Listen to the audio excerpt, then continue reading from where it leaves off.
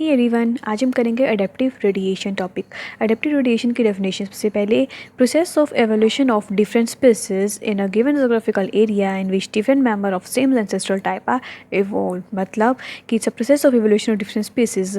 जितनी अगर हम अलग अलग स्पीसीज़ की बात करें तो उन डिफरेंट स्पीसीज़ की जो इवोल्यूशन हुई है एक गिवन जोग्राफिकल एरिया के अंदर, जितनी भी स्पीसीज़ हैं उन सबकी इवोल्यूशन हुई है in which different member of same ancestral type. जितनी भी वो स्पीसीज़ हैं वो उन सब की जो है एंसेस्ट्रल सेम हो। ठीक है, कहने का मतलब कि एक एंसेस्ट्रल से काफ़ी सारी स्पीसीज़ का बनना, लेकिन जोग्राफिकल एरिया सेम हो, लेकिन सभी जो है अलग अलग इवोल्व हो जाएं विद डिफरेंट हैबिटेट्स। ठीक है, हैबिटेट नहीं कहेंगे sorry, with different feeding habits, या फिर कुछ और हैबिट्स उनके अंदर चेंज आ जाए ड्यू टू एनवायरमेंटल फैक्टर्स की वजह से। ठीक है, अपने आप को इवोल्व करने की वजह से उनके अंदर डिफरेंट हैबिट्स आ जाएँ, डिफरेंट उनकी फीडिंग हैबिटेट बन जाए, लेकिन उनकी एंसेस्ट्रल टाइप जो है कॉमन रहे। तो यही हमने लिखा है कि सेम एंसेस्ट्रल टाइप के जो है डिफरेंट स्पीसीज़ की इवोल्यूशन होना, सारे जो है डाइवर्स हो गए। तो ये जो है हमारा डाइवर्जेंट इवोल्यूशन का एक हिस्सा बन जाता है। मतलब हम इसे डाइवर्जेंट इवोल्यूशन बोल सकते हैं, जिसके अंदर हमारा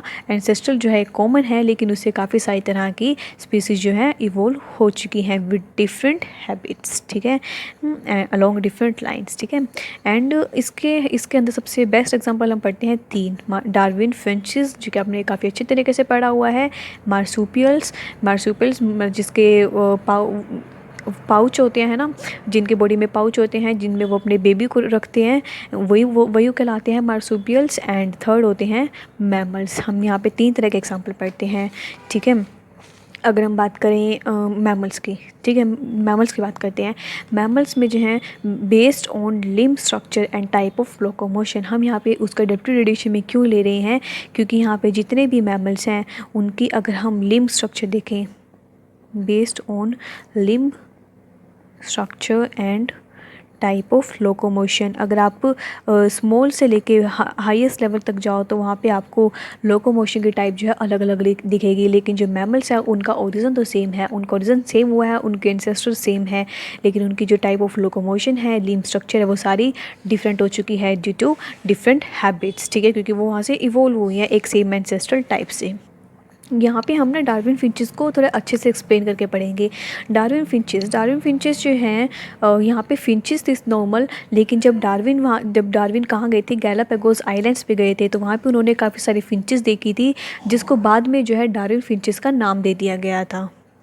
तो डार्विन फिंचेस इन्होंने कहाँ पे देखी फिंचेस, इन्होंने देखी गैलापागोस आइलैंड्स पे, जहाँ पे इन्होंने काफ़ी सारी फिंचेस को ऑब्जर्व किया। उन्होंने क्या नोटिस किया फिंचेस में, उन्होंने नोटिस किया कि जितनी भी वहाँ पे फिंचेस थी उन सब की जो है उनकी shape different in size, and उनकी शेप और साइज़ थी वो बिल्कुल अलग थी, लेकिन उनका एंसेस्ट्रल कॉमन था। उनके एंसेस्ट्रल जो बिल्कुल कॉमन थी, लेकिन वो जितनी भी फिंचेस उन्होंने ऑब्जर्व की वो सभी की सभी साइज़ और शेप में डिफ़र थी। क्यों? क्योंकि ड्यू टू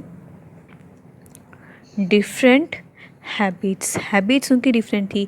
कौन सी हैबिट? फीडिंग हैबिट उनकी डिफरेंट थी। ठीक है, मतलब फीडिंग हैबिट डिफरेंट, मतलब एक यहाँ से जो है सीड ईटिंग से लेके इंसेक्ट ईटिंग तक के बर्ड्स यहाँ पे प्रेजेंट थे। सीड ईटिंग से लेके इंसेक्ट ईटिंग तक के फिंचेस प्रेजेंट थे। तो एक सीड खाने वाला फिंच और एक बर्ड इंसेक्ट खाने वाला इंच, तो उनकी जो है अगर हम बात करें बीक्स की, तो उनकी बीक्स में भी काफ़ी ज़्यादा डिफरेंस आता है। तो वहीं यहाँ पर उसने ऑब्जर्व किया कि फिंचेस काफ़ी सारी तरह की थी, लेकिन उनके एंसेस्ट्रल कॉमन था। और उनकी फीडिंग हैबिटेट डिफरेंट होने की वजह से उनकी साइज़ और शेप भी उनकी अलग अलग थी।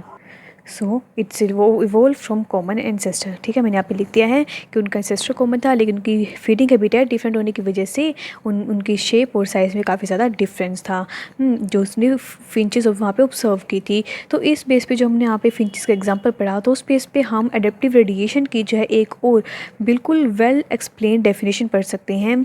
सच process in given geographical area, एक गिवन जोग्राफिकल एरिया के अंदर एक ऐसी प्रोसेस होना जो कि एक कॉमन पॉइंट से starting from a common point, एक कॉमन पॉइंट से स्टार्ट हो वो process, and give rise to new species, और नई स्पीसीज़ को गिव राइज करे, अडेप्टेड टू न्यू हैबिटेट्स, और वो स्पीसीज़ ऐसी हो जो अपने आप को नए हैबिटेट के अंदर अडेप्ट कर ले, अपनी लाइफ के अकॉर्डिंग अपने आप को अडेप्ट कर ले कि उसको किस तरह से वो लाइफ जीनी है, तो वहाँ पे किस तरह का एनवायरनमेंट है उस तरह से अपने आप को अडेप्ट कर ले, वही कहलाता है अडेप्टिव रेडिएशन। ठीक है, कि such process in a given geographical area जो कि कॉमन पॉइंट से स्टार्ट हो and give rise to new species को गिव राइज करे जो अपने आप को न्यू हैबिटेट में अडेप्ट कर ले, और वही कहलाती है क्या हमारी अडेप्टिव रेडिएशन। वैसे तो इसकी डेफिनेशन ये भी थी, काफ़ी अच्छी डेफिनेशन है, लेकिन अगर आपको अच्छी तरह से एक्सप्लेन डेफिनेशन चाहिए तो हमारी ये बेस्ट डेफिनेशन बनती है।